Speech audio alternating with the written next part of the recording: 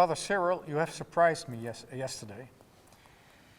We talked about scholasticism, and for us Catholic, scholasticism is a kind of clarification of the whole tradition of the Church Fathers. Now, you told me that the Orthodox Church has a scholastic tradition also. Please explain to me, because I'm confused. Well, for us, the Orthodox scholasticism is also like a monster, la tarasque, something which we're supposed to be afraid of. First of all, because it's too intellectual, and second, because it's Western. But both concepts are actually misconceptions. Both are confusing and wrong. Because first, I believe that scholasticism was born in the East, in the Christian East. And it was born out of the controversies that sprang in the East, like the Arian controversy, for example. It really encouraged the Church Fathers to employ the Greco-Roman tradition of thinking, particularly the Greek tradition of Aristotle, elaborated upon by the Neoplatonists. And they used the so-called categories. We could say,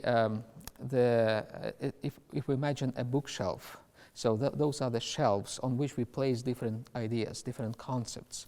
So the fathers of the church essentially built those shelves, and they place different theological concepts on them, and then those shelves were reused in the West.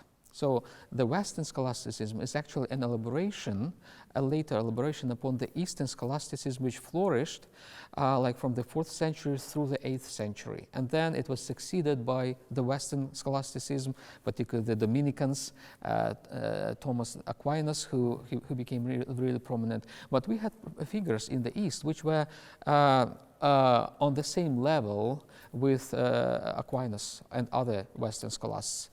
I mentioned the fathers of the 4th century, like Basil the Great, Gregory of Nazianzus. Then later on we had really brilliant theologians such as Theodore of Raith, who lived on the Sinai Peninsula, Maximus the Confessor, Leontius of Byzantium, and finally John of Damascus, who is like the top scholastic in the East. And I believe this concept of scholasticism as a Western thing is completely wrong, and it's really harmful for the Orthodox Catholic relations, because scholasticism is not something that is supposed to divide us. It's something that is supposed to unite us, to be a platform of rapprochement, of being together, especially given that, well, we in the West invented it, and you just followed it.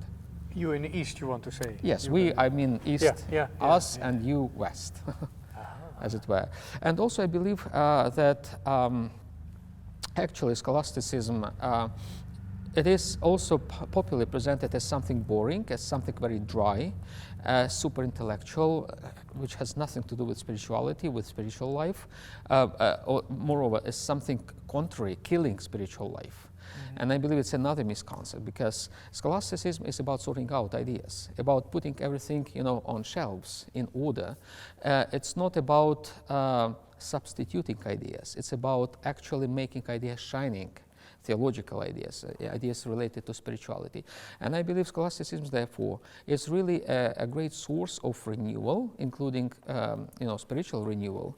I would use the French word ressourcement, used in this neo-patristic revival in the West, with people like Jean de Niellou and Henri de Lubac and others who contributed to revival of patristics for the sake of the renewal of the Catholic Church, which actually culminated in the Vatican II.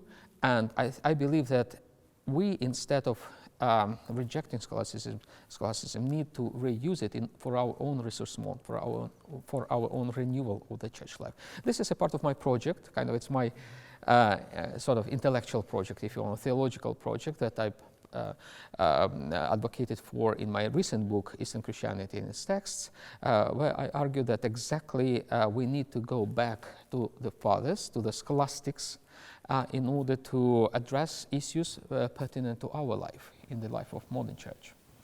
Why do you like Aristotle so much. Yeah.